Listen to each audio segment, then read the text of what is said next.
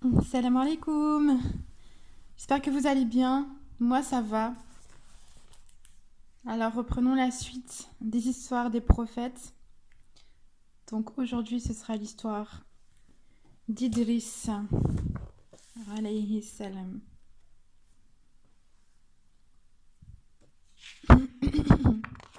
Bismillah.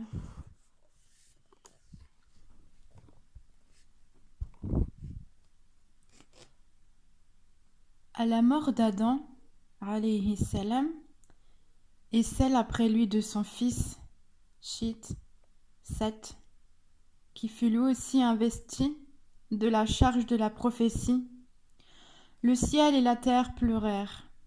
Oui, le ciel et la terre pleurent le croyant. Pas un humain qui n'ait au ciel une porte par laquelle il descend sa subsistance et monte ses actes.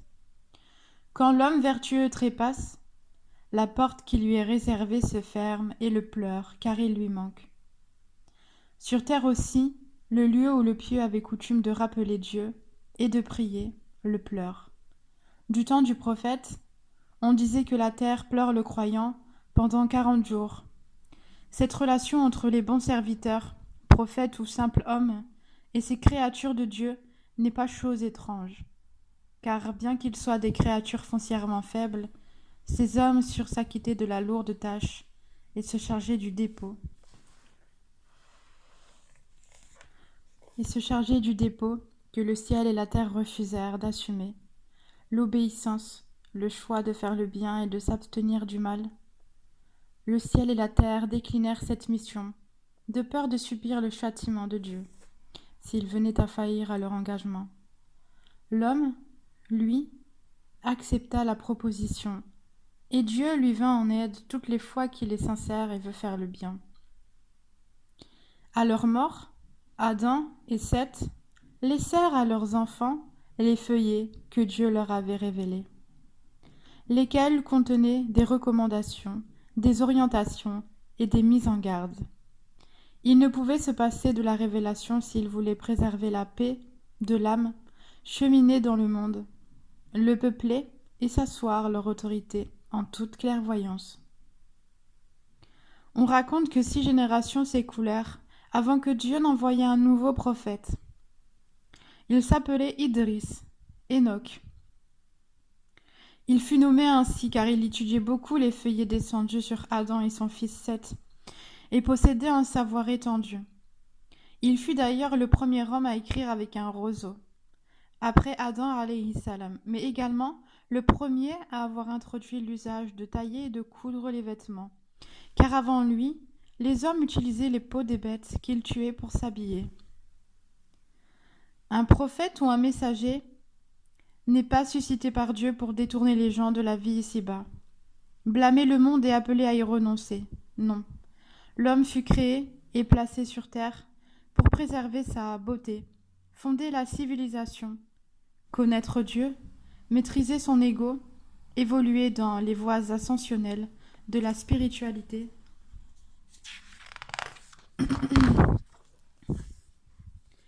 garder et faire prospérer la moralité et parachever sa propre constitution intérieure dans le laps de temps que Dieu lui confère dans cette vie. Or, rien de tout cela ne serait possible sans la guidance de Dieu, qu'apportent aux humains les prophètes. Pour en revenir à Idriss, alayhi salam, il aurait été contemporain d'Adam, auprès de qui il vécut 308 ans, et fut élu prophète après Seth, fils d'Adam, de qui il reçut la science de tout ce qu'il devait savoir. Dieu le désigna dans le Coran par le vocable Siddiq, c'est-à-dire le véridique. Car il disait la vérité en toutes circonstances. Il reçut de la part de Dieu 30 feuillets. On rapporte qu'il ne mangeait que ce qu'il avait acquis par le travail de ses mains, et qu'avant d'être élu prophète et messager, il passait le plus clair de son temps à adorer Dieu et à tenir compagnie aux gens pieux. Quant à savoir à qui fut envoyé Idriss, on dit que Dieu le suscita pour appeler aux habitants de l'Irak, qui étaient les descendants de Caïn. Le souvenir de Dieu les invitait à vivre en phase avec les prescriptions divines. On raconte aussi qu'il fut envoyé aux enfants de Caïn après qu'Iblis les ait égarés, leur embellissant la vie immédiate, les poussant à renier la résurrection et la vie de l'au-delà, les empêchant d'agir bellement et les incitant à commettre des mauvaises actions et à semer la corruption sur terre. D'aucuns disent qu'il fut envoyé aux habitants de l'Égypte.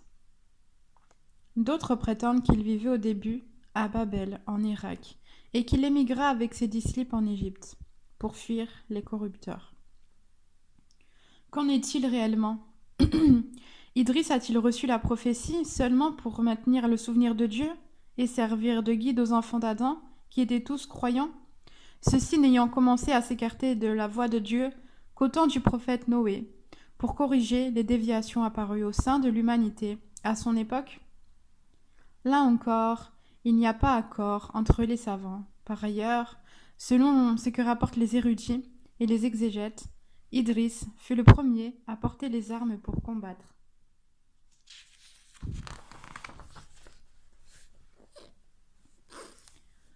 Ceux qui renièrent Dieu parmi les enfants d'Adam. On raconte qu'il prescrivit à ceux qui le suivirent d'adorer Dieu en toute sincérité, de rejeter toute idée d'association, d'œuvrer pour le salut de leurs âmes, de pratiquer la justice, de purifier leur corps, de jeûner certains jours, d'aider les pauvres et de s'éloigner des boissons enivrantes et de faire des efforts sur le chemin de Dieu. Parlant de ce noble prophète, le Coran mentionne aussi Idriss, Enoch, dans le livre. C'était un juste, un prophète, et nous l'élevâmes à une station sublime. Sourate Marie, verset 56. De même, d'après le récit qu'il fit de son voyage nocturne vers la mosquée, éloigné en Palestine et de son ascension vers les cieux, sur le dos du Bourak, en compagnie de Djibril. Le prophète raconta qu'il rencontra Idriss dans le 4e ciel, qui lui souhaitait la bienvenue. On dit qu'il fut élevé vers le ciel et qu'il n'est pas mort. Son cas serait alors à assimiler à celui de Jésus, fils de Marie, qui reviendra à la fin des temps sur terre, où il mourra et sera enterré. Cependant, il est plus vraisemblable qu'il ait été transporté vers les cieux, et que c'est là-bas que l'ange de la mort saisit son âme. L'ange de la mort, qui serait, d'après certains récits, lié d'amitié avec lui, alors qu'il se trouvait encore sur terre, tellement il était pieux et adorait Dieu, nuit et jour, sans jamais se lasser. On raconte que du temps d'Idriss, les anges rendaient visibles aux hommes dans leurs maisons et assistaient à leurs réunions, car la piété régnait partout où les âmes étaient encore pures. Une telle chose ne devait pas surprendre, car le prophète Mohammed sallallahu alayhi wa sallam dit « Par celui qui tient mon âme dans sa main. » Par celui qui tient mon âme dans sa main. Si vous demeuriez dans l'état qui est le vôtre, lorsque vous êtes auprès de moi et que vous êtes en rappel, les anges viendraient vous saluer sur vos couches et sur les chemins. Voici comment Idriss, alayhi salam, monta au ciel.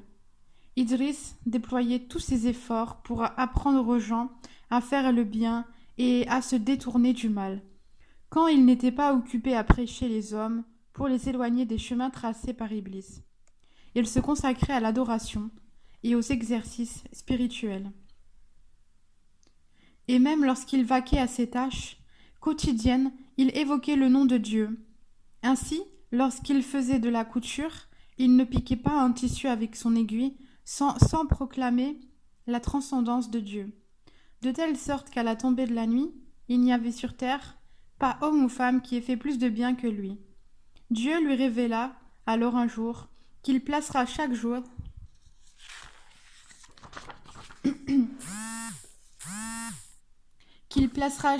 sur sa balance une récompense qui vaut celle qu'il accorde à tous les enfants d'Adam. Idriss alayhi salam souhaita alors accomplir plus de bonnes actions. Or donc, Idriss avait parmi les anges un ami intime qui venait le voir de temps à autre. Idriss l'informa un jour de ce que Dieu lui révéla et le pria de demander à l'ange de la mort de retarder sa mort, afin de multiplier autant que possible ses œuvres. L'ange le transporta alors sur ses ailes vers le ciel. Une fois parvenus au 4e ciel, voilà qu'ils rencontrèrent l'ange de la mort. L'ange fit part à celui-ci du souhait d'Idriss, et l'ange de la mort de demander « Où est-il ?»